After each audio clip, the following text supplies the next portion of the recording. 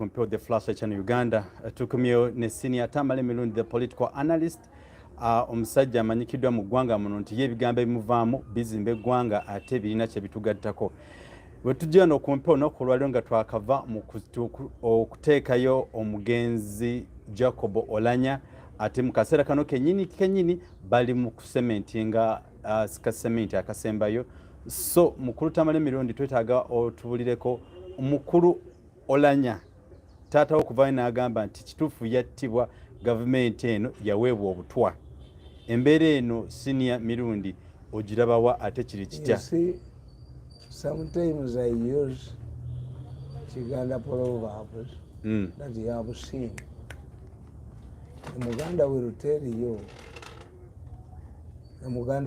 you that when you hear, you smell that the air has been polluted, what a Muganda calls a kufuumukumuri.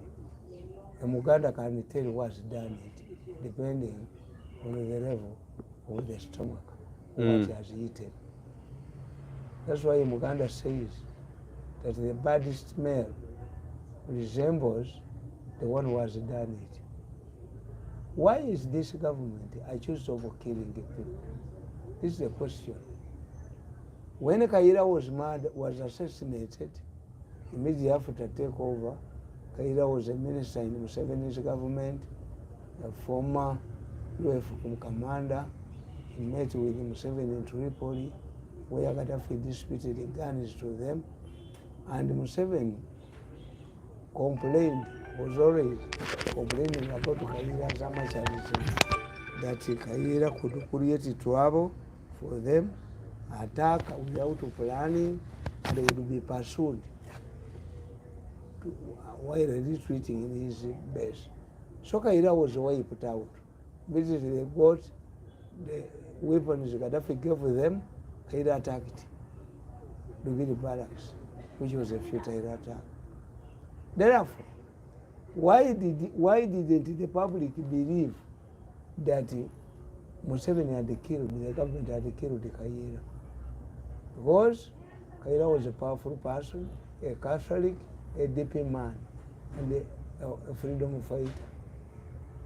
The government had trust.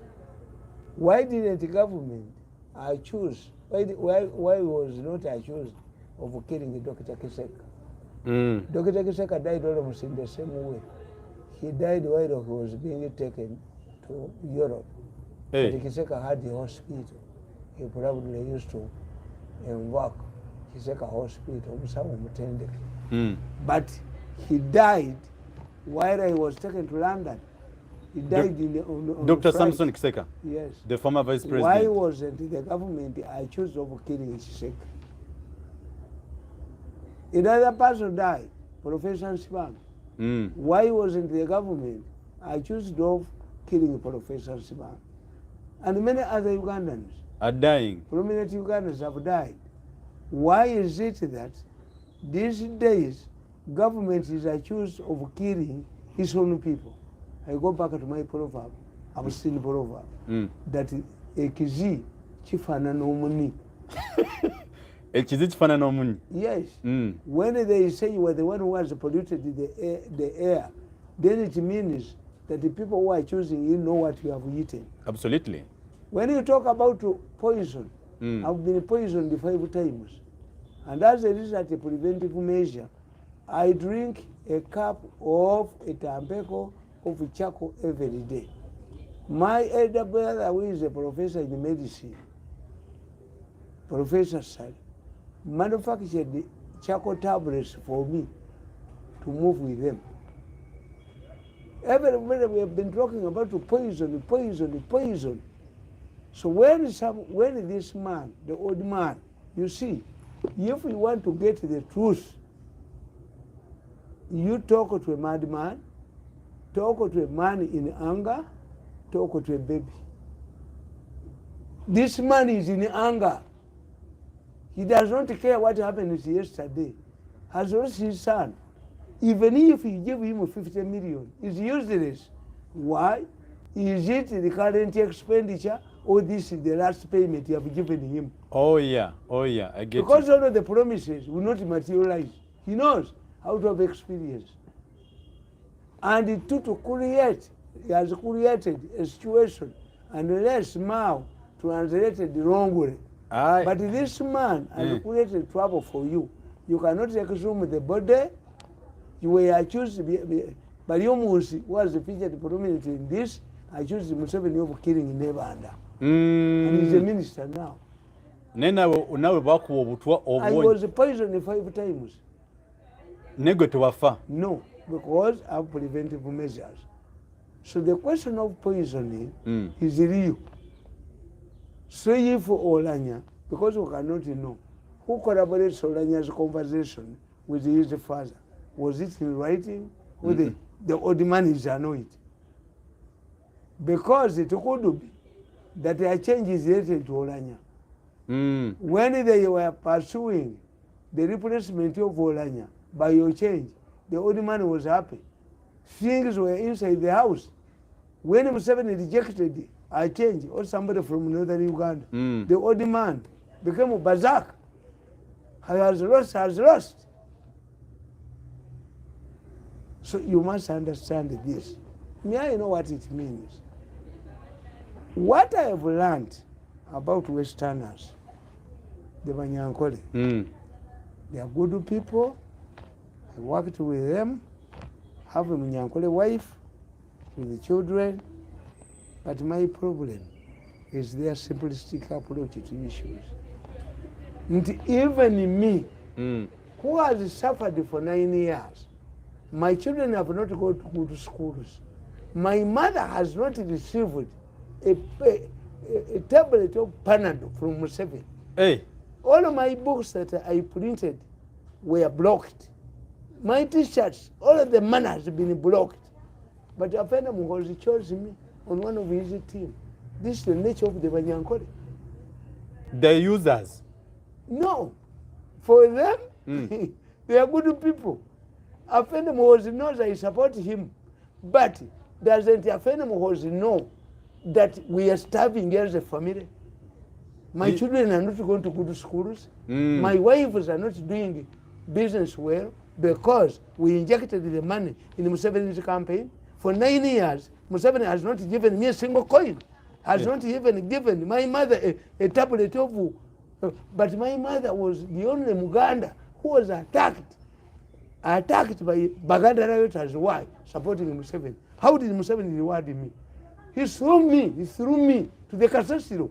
Yansula Kasasiro kujirikiti. Advisor. Me, no. There's no money there. In fact, if Museveni had given me some money to go home as a retirement benefit, I would be happy. I would clap for him. If I told me you can't do my son, but Kasasiro, to go to Jirikiti, that a man who has a master's degree, I can be in the same category like Kusasira, like a busherman. Then why did I go to school? That's humiliation. But they don't see this. The Westerner, the Banyankole don't see this. The Banyankole will think that he has given you an alternative, that you have a salary. Am I a Mupakas? The Mupakas is the one who looks for salary. So this man is annoyed. Taata And Oulanya. the fact that the president did not attend also is very important. Noloza lwaki tazze. Anti kyenkubulira, this man expected Museveni to attend. Museveni did not attend. Yekubye chu. Because if you praise this man as a patriot, and Museveni attended this meeting of this man Eri Kenya. in Western Nile, the man who died in Western Nile, who is to put on yellow colors. Abiriga. His family was evicted from their house. Their children, his children are not going to school. All of what Museveni promised them to give to the family did not materialize. So we must be realistic. In political science, we have realists and idealists. I'm a realist.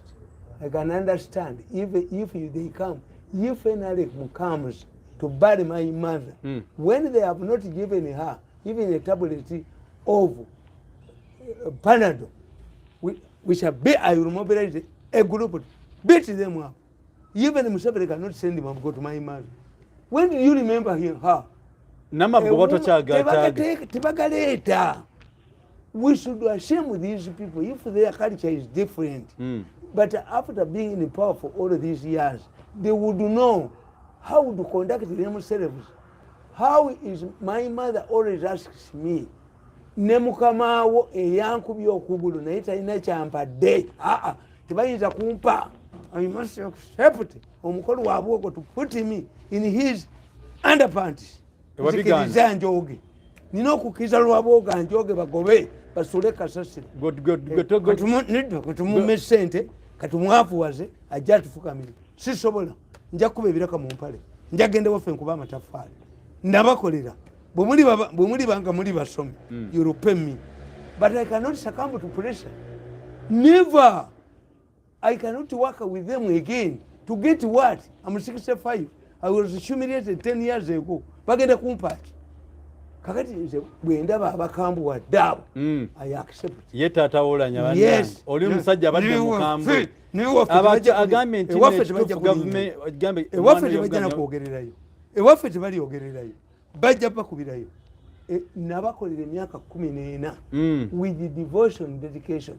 Is it my mother was targeted not because she was stealing cassava in somebody's garden, not because she was cutting bananas in a committed man like me. Is it how you treat me?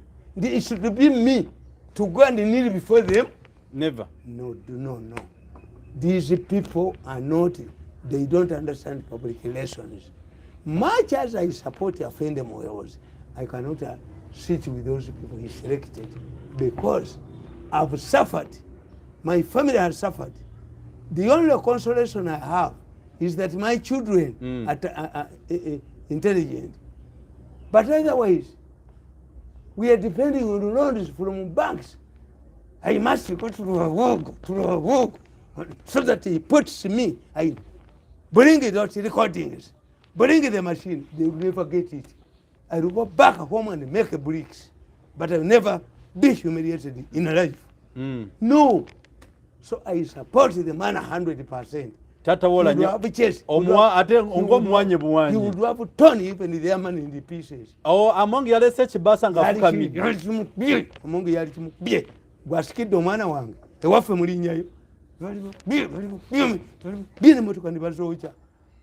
I support the old man. Why?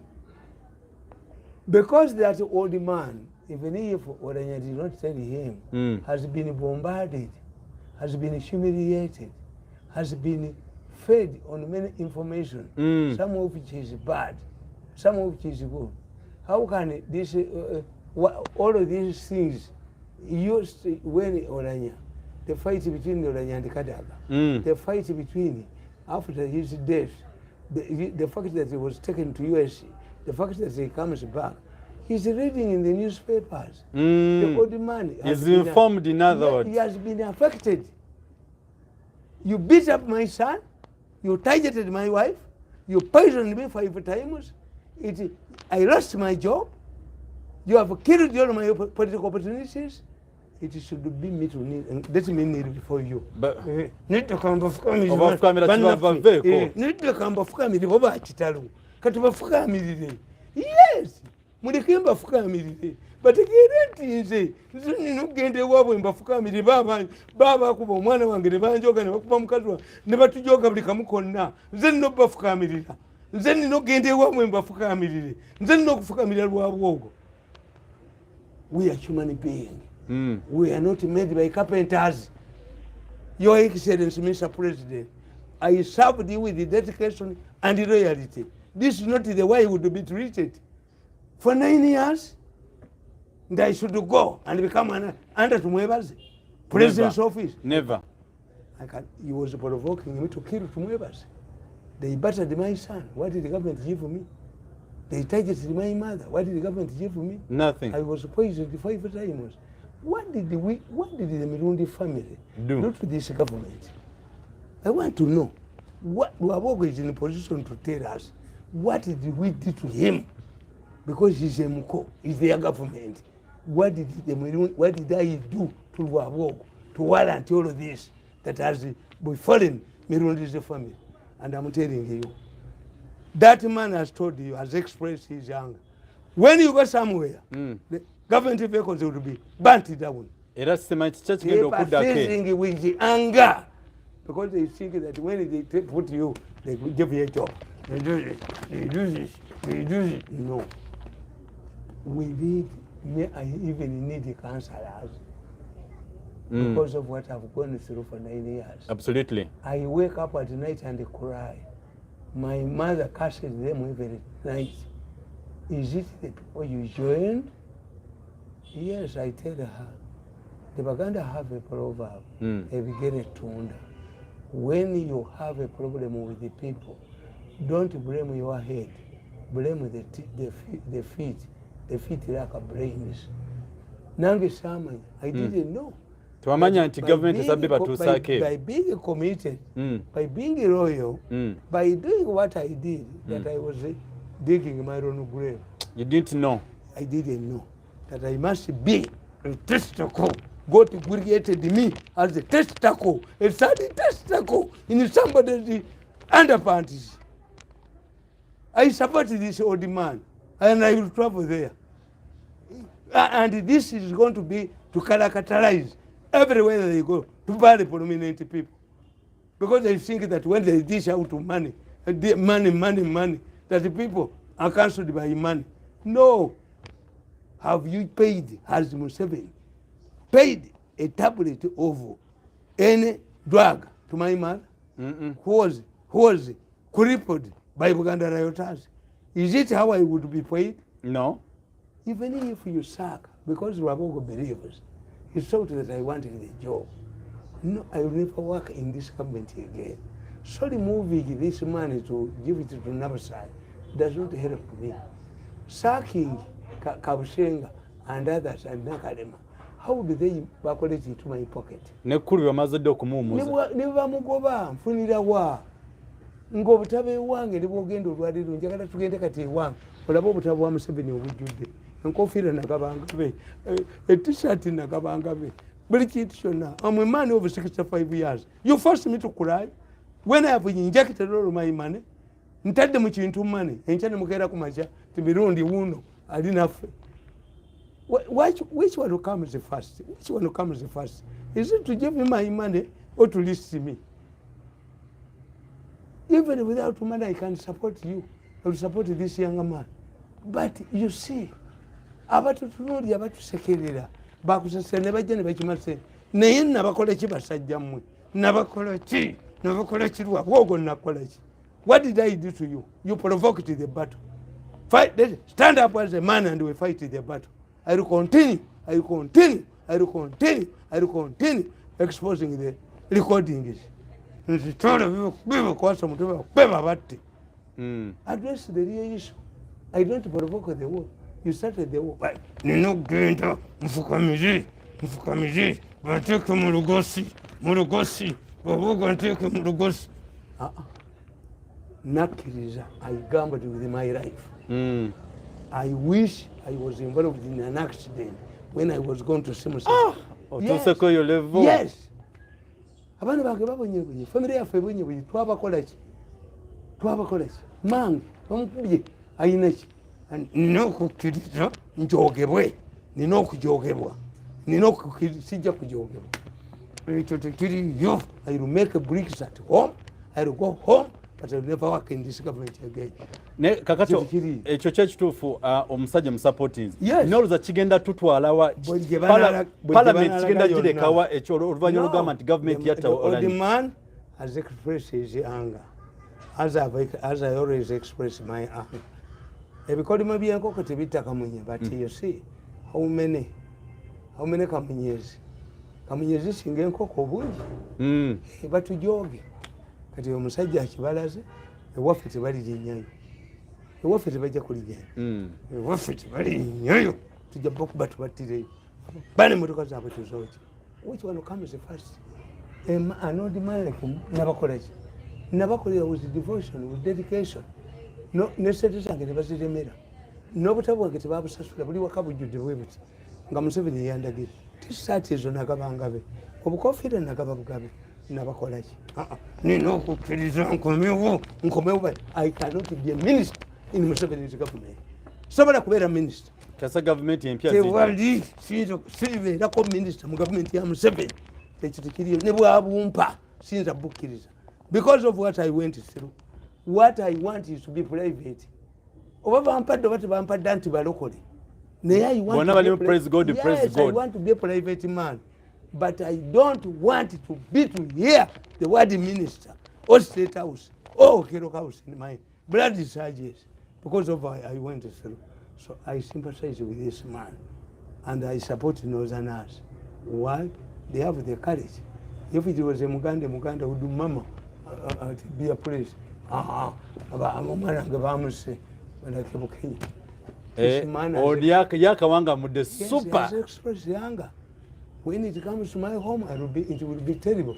Government vehicles will be burnt down by Anangule Mo because they see me omwana oyo yakolera Museveni emyaka 14 teyali musasudde bwali. Is not how they would have paid me. So balisasudde kubanga lwabwogo nina okukkiriza ayagala obutambi atabuyita bufu ayagala mukolere ayagala mukolere campaign. The man must be neutral. How? He cannot be neutral. Simwe munfuga temwateekamu ssente nanga mwebita maani ekiribeera ewaffe tebalinyangayo abagambe nego obutwa obubonye advantage oliko obutwa bwabunywa nenowona ewaffe tebalinyangayo anga eri mu family yaffe. What did we do to these people to warrant the treatment the way they have treated us? Not to treating ddala bwe batyo tulina kubeera baavu nina okubeera omwavu nzije mbafukamire mbeere omupakasi. Why should I be omupakasi when I have my head? At least munsasule sente zange. So I sympathize. I supported that man 100%. And they will say he was drunk. No, he was not drunk. No, he was, but it is anger. And he expressed it very well. The volcano erupted. As my volcano, or when you see the magma I have inside, it's going to explode any time. You can grab somebody in the mood. Okay, kakati otuvuddewo Owenyodo yatugamba nti nze atugenda kufulumya report eyatoolanya nga tumaze okumuteeka mu ntaana naye ate kakati omusajja report yagifulumiza mu bigambo. You see, whether you bring a report of the pathologist, it does not make a sense. Why? The man says that his son told him it was poison. So who knows better? Can we trust government institutions? We cannot trust government institutions. And you see in many medical reports, what happens, even when you are shot 10 times, a medical doctor cannot say that you died out of bullets. No, shock or hemorrhage, that you over blood, that you lost a lot of blood. Because there are people like Kasiri Gwamba who survived with the 10 bullets. Therefore, the question is no longer, and we have cases, government institutions have lost credibility, that a person from Butabika said that Kaka's son had killed his girlfriend because he was insane. The judge dismissed it, but in many cases, courts depend on expert knowledge. We also had another case of the man of Kayunga, the chairperson of Kayunga, was found hanging. The pathologist, the stupid pathologist of Umla, alleged that the man had hanged himself, had a walking stick. Normally, what characterizes is hanging. The moment you block here, then you would know. The other system, the food must find its way out. Absolutely. Yes. Was there a sign of this? By the way, no. That's a stupid and idiotic report. Pathologist. Even in Kenya, when Ouko died, a pathologist, a police pathologist called Nyolumbe, had said that the man committed suicide. But there was a sword around. Then they were saying, could he have killed himself and set himself ablaze? The man failed to answer. because I was a highly stupid man. Most of these people who did natural science don't understand how to analyze issues. So therefore, this, the government must be prepared for this. Government institutions have lost credibility. That's it. People are angry like me. That when I sit down, when I wake up at midnight, I ask myself, what did I do to Museveni? What did I do to Museveni to warrant this?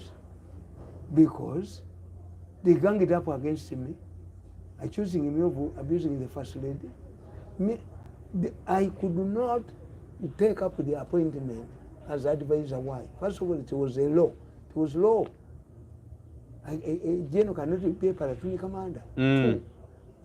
It would force me what they wanted to be under Tumuevas to control me. Two, to remove me from an important job, send me to a periodic job and take the money. They took 5 billion. Me, I knew. I know my character. I could smash. I could kill one of them. So I decided to go home. In normal circumstances, I remain the commitment to Museveni. But there is a feeling this man must come back and to be put inside our testicles. It is impossible. I served you with the dedication, with the loyalty, with all what you wanted. In spite of my mega resources, this is not how you would have paid me. Temwali sasude neta nina okukkiriza lwaboga njoge nina okukkiriza alina okuba newto alina obutagenda adde ewaabwe nedda ssebo. I'm going to be very active in politics. Very active. I'm going to be very active. I'm going to be very, very, very active in politics. I'm not going anywhere. But we shall join progressive forces. When we are pushed to the wall, we shall join progressive forces. And nobody will blame us. Tuyinza kunjoga bwotyo. Nogati ojja kunjoga bujozi. Nze n'okujja nfukamire. Buli sente yange yonna ne bagibulookinga. Buli se ne bagamba buli mugagga inaale bwe kumpa sente tusulenjala ewange. Twabakola ki? What did we do to you? Your Excellency, what did the Mirundi family do to you? Did I abuse you? What did I do to warrant this humiliation and harassment? Kati ndoza no Oulanya kati naye afuusenga gwe taata Oulanya. Yes. There are many. Yabakola ki? Omwana wange yabakola ki? Buli omu kyababuuza. Buli omu ejja kibabuuza. Government has lost credibility. Many people fear to go for burials. Me, I support Oulanya's father 100%. The manga will see here, you feel you can go, we go to come. Nadala nga tumwebaze. That's why Museveni, I cannot go to State House. Even if Museveni called. But you refuse to go to the State House. I've never gone. Watch Bakusange wall. There once. Because if I see this, I can go. Mukori down, singa mwegwako. If you appoint me minister, I can pick a chair and hit somebody in the cabinet. Because yes, I don't see why we are suffering as a family. What did we do to these people? How can loyalty and commitment be punishable? Where is the commitment punishable? Where is it? Switch off his programs. Do what? Do this. Fuel. Nakamotoka kabwe temuli mafuta. No fuel. Wetekeramu. Nzenge eteramu. Nange nga bakujoga nnyo. Nedda hetweki nti to make me nkomewomba fukamiri. It will never. Kasito genda ekibiina kye kyempunu ekiri ki kijja kubeerawo. Nze njja kwegattako njja kuba campaign manager wo. Njja kitandika out of my personal initiative. Muhoza has never given me shilling. Even if not, if his father cannot recognize what I did for him, can Muhoza recognize it? It's a family problem. I have to kneel before the Muko. Before something is made, I will never. Yes, sisobola ekyo nakkiriza nasalibwa tewali kinfukamiza si ya gavumenti esembyeyo. Waliwo gavumenti eri mukoona wejja. Si gavumenti esembyeyo. Waliwo ya Bobby eri mukoona. Ebyo nabigaana. Wabigaana. Siba ate eno n'endagiro bonna beebamu. Naye obusungu bwe nnina nja kukwata ne ssente zange ngende ndabe kitaawe Oulanya mukube mu kifuba n'abala bakole bwe batyo. Abajogeddwa. These people should be changed, the attitude.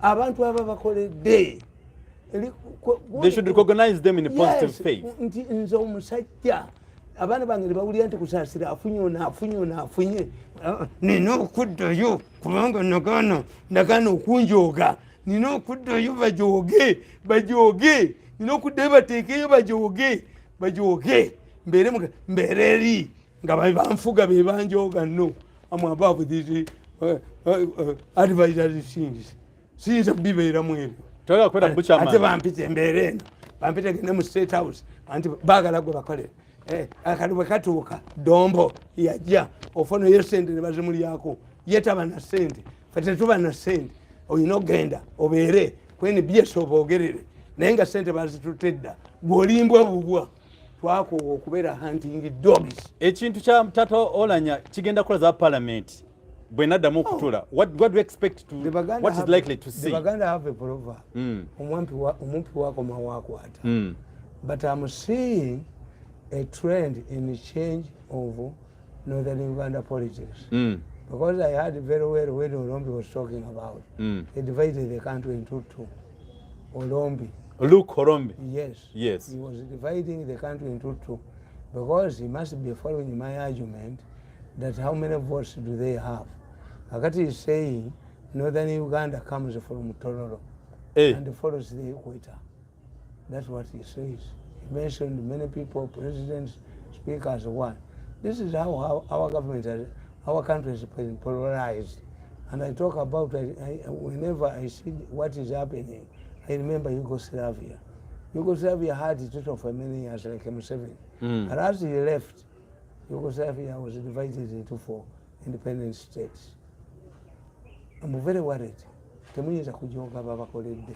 In fact, kambabuli. Baali badde omusajja nga nze bampa buli kintu kyonna. Nina okukkiriza Lwaboga njoge. Lwaboga ayagala ekintu kimu. Recordings. N'ebyuma byange. That's what they call a negotiation.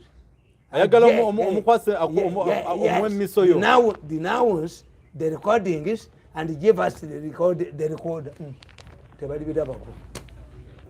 Nangwe mwindifuna sente mu balala abaliddako. They know that these recordings are dangerous, so they dismiss them. Other governments will get hold of them. But it was Kalugire. Kalugire told this man, Lwabogo, that I was not useful. Kalugire, rich man with his thinking ways, was given him money. Museveni gave him money to pursue the case. Kalugire told Lwabogo, no, don't give this usage. I corrected the tapes and handed over the investigators. That's why they're in trouble. Bebachitandika Kalugire ye Kalugire n'atwala sente empitirivu nze embwa ne bakanyuga nina kujjanga nfukamira sijja kufukamira ekyo nakitegeera natomera bannange bali bulungi bonna. I made a mistake of working with Museveni. I regret the day when I went to Museveni at Lwakitula. I wish I was involved in an accident nesigenda Lwakitula. Yes, singa sagendayo singa ndi bulungi. Okay. Singa sagenda kusisinkana Museveni kuntwala mu State House singa ndi bulungi. Nsa katonda singa nafa ku olwo singa nafiira mu accident nga ngenda nali badde beta naye njogeddwa nnyo famire yange ebonyebonye nnyo batubonyabonyeza nnyo batujoze nnyo manga abonyebonye nnyo. I'm a very bitter man. Nyinza kwata omuntu ninkukuba kuba balowooza mbu nze nja okufuka nze ne bakola ki reconciliation for what? Siina kyenda bakola mumukwate sente zange muzimpe obutabo bwange webuli egoli bendayo yabibulookinga lwabo ye omugagga omuzibu mbunja mukolera tajja kunkolesaako sirimukolera wadde olunaku olumbweru oba nzitanzita naye olumba lulimu tta kwe luliva naye gavumenti zikola ebizibu olumba olulibatta kwe luliva. Okay. Yes. N'akatale ke kakasembayo twalabyeko tenti awatali na mpewo omulambo mwe gubadde neebuuka mu bbanga. Chichi ngago musajja African man, a culturist. Yes, he was around. Oulanya was around. Chichwadde kitegeeza. Yes, Oulanya was around. If he was killed or poisoned, he would pursue his killers. You see, Africans are more dangerous in death than in life. That's why emirambo gy'amaanyi nnyo ne tugisinga amagezi ndowooza. Muganda man, when a woman dies, when your wife dies, you get her nika and put it in a certain type of banana tree, nachitembe. Omuzimu guleme kulumba. And you also do what? You put your underwear there, underpants, and you say, we shall be meeting in this place. If I don't come for you, don't come. Hey. For us, Baganda, we have rituals.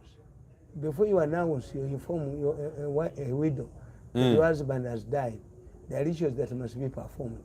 You cannot just come and say that your husband has died. So, Africans, we are more dangerous in death than in life.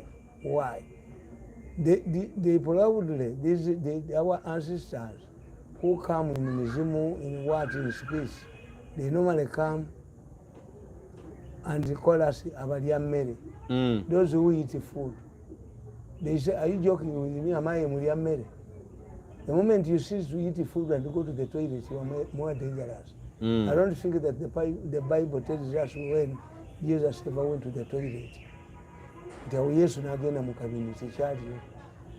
was not going to the toilet, was sweating blood. So when you see these ancestors, I know, as a person who believes in African tradition, this man, Oulanya's spirit, was demonstrating that he was around. But by targeting the tent in which he was cleansing the body before it was put in the coffin, in the grave. Maybe the subjected, because it has been moving from here and there, they might have been subjected to juju in some places. So the spirit came to kill him. That's why it attacked. That's what the Indians do. Those who believe in burning, when you burn the body, you see a white smoke coming out of the body. Then the spirit has gone. When they are burning an Indian body, to show that somebody has gone to heaven, a white smoke comes out of the burning fire. Yes. So this man, the spirit wanted to kill him, his body. Where it went, all the Africans with the juju and what, so the man came, before it was buried, came to kill him in his coffin and remove the juju. Now you always predict what do you like to see Parliament Singama 7 to address maybe at one time. No. Let me tell you, a dead person cannot have allies. What will happen? What is intimidating Museveni? I know Museveni how he reacts. Museveni will address the northern issue during his reshuffle. His an imminent reshuffle. During the imminent reshuffle, this is how Museveni is going to address these issues. But if I was part of the actual strategic group, the best way they would do, they would replace Oulanya with Mao. If Mao goes to parliament with the political party, then Mao can overshadow this man, Bobi Wine. Bobi Wine is not in parliament, Bessie is not in parliament. So if you want a fundamental change in the equation, political equation, if Mao comes in a by-election and goes to parliament, and Mao, in spite of his number of MPs, Mao with that number of 8 is an eloquent speaker, because the speaker herself, Oulanya, and many others were assistants or aides of Mao when he was president of Makerere. There are two relationships that stick. One, prison and warden relationship. When a former prisoner goes to prison, you can detect it. They normally greet the warden is while squatting. Two, the teacher and student relationship. This is how people like a Professor can be used to contain the parliament. Why? Because most of the parliamentarians were his students.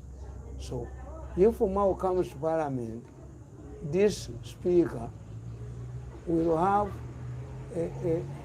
a boss and former junior relationship.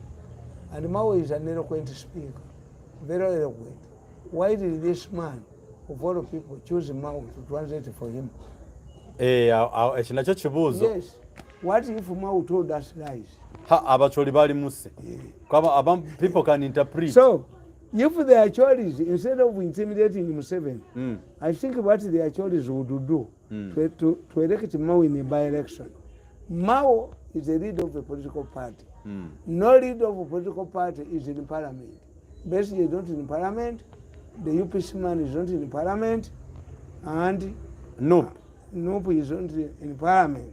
So if this man, Mao, goes to parliament, Mao is a debater, a good debater. Mao can sway people.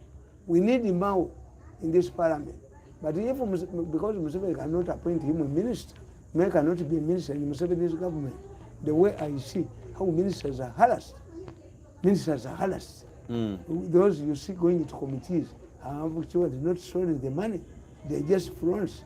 Those who are put in prison, they have not stolen any money. I was in the government for 14 years. That's why I hate it. I hate it. I hate being in the government. And I think that's why these people are saying, what if I'm creating a dangerous precedent for denying to work in the government? No, I know my temper. You humiliated me. You have humiliated my family for doing the good things for you.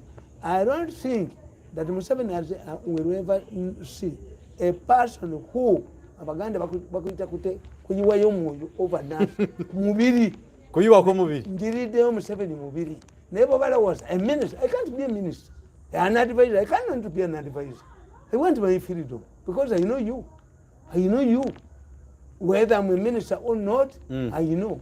Having been in the government myself, I know whether bats are birds or animals. Okay. Yes, manyi. Seetaaga kubeera nagitamu nnyo najogebwa nnyo nalaba obujozi. I hate government. I hate being in government. The best I can do is to help you. But even helping them is becoming a big problem. And the Baganda have a saying, bw'onyigiriza nnyo ennyindo ogijjamu omusaayi. They will force me to take an embarrassing position.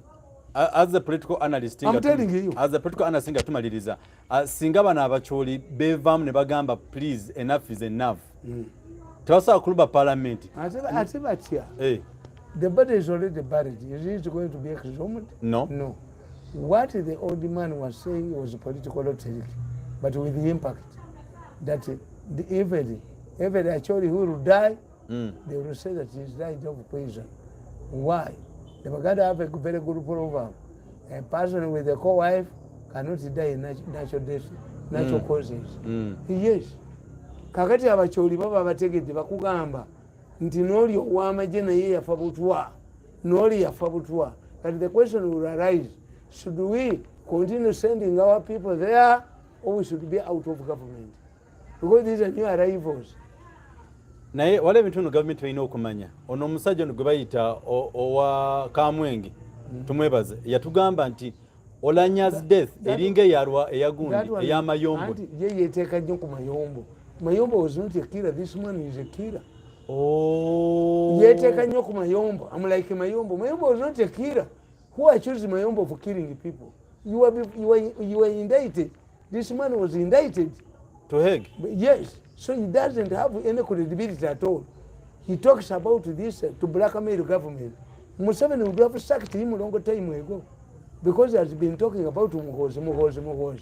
That man comes from a very poor background, have acquired wealth, thinking wealth. And as a result, he's involved in allegations of killing people. The Indian, the Pakistani is implicating him. The Pakistan, Amran, is implicating this man. So he wants to blackmail Museveni. If they are killing people, it should be you. Who is likely to kill people, to poison people? Yes, because if you have a habit of killing people, Kasagama, then you can be used. But this man is blackmailing. He portrays himself that if anything happens to him, if Museveni sacks him in a reshuffle, it will be like victimizing Mayombo. Mayombo was not a killer. Mayombo was not a thief like you. Nobody accused Mayombo of stealing money. Nobody involved Mayombo in allegations of killing and exporting human organs like this man. He tweeted and then came out because his days in the government are numbers. This is a man who thinks that can change. I want to be prime minister. Yes, God has answered your prayers. You will be a prime minister in the European jail for 28 years. Well done. Kulembera y'obudde n'obudde n'asawa zino mukulu senior political analyst waliwo bagamba weebale nnyo ebigamba by'osomesa bizimbye eggwanga omulala n'agamba nti my greatest analyst weebale nnyo ebigamba by'oyogedde abalaba Museveni mu mugambe famire yaffe agiyisizza bubi siina kye namukola Museveni kutukyawa bw'atyo nagaana sijja kgenda mu gavumenti bajja kumpa obutwa babukuwawadda Museveni takkiriza nti abantu be bawa obutwa yayagala obeere mu gavumenti omukolere sijja kukola mu gavumenti ya Museveni abaana bange ke batuule famire yaffe ketuule mange kwe bakuba mu Buganda Riot talina yadde singa tetubadde bagagga kumulabirira singa yafadde Museveni talina kyamuwadde nyayino nti alowooza because I defied his appointment. Yes, bajja kunzita kwate obukadde 10 abuwe bwaffe ekyokubiri sijja kukola n'abantu bano batanjagala. I survived poison 5 times. Sijja kukola nabo to please Museveni. No, even Muhoozi I must be outside sobola kutuula nabo even if they call a meeting I cannot attend. Oyogerere eno. Yes, I don't need to be in the house to be a wife to produce children. No, women produce without mattresses. Baba simbane ku bisenge. Nze sinza kuyingira mu gavumenti ya Museveni. Museveni does not accept to mu gavumenti ya mulimu abawo obutwa. Kyovola abantu bonna buli omu aleeta beewaabwe batambula na mmere bakola batya. In fact, because the cabinet sits on Monday, Muslim ministers got an excuse to tell Museveni to excuse themselves tibaba bahasibye. Kati abasiraamu bali happy tibagala kulyayo mmere bagamba twasibye sigaze mmereyo the scare the malice baba bamanyi malice n'ebyo bamanyi short term.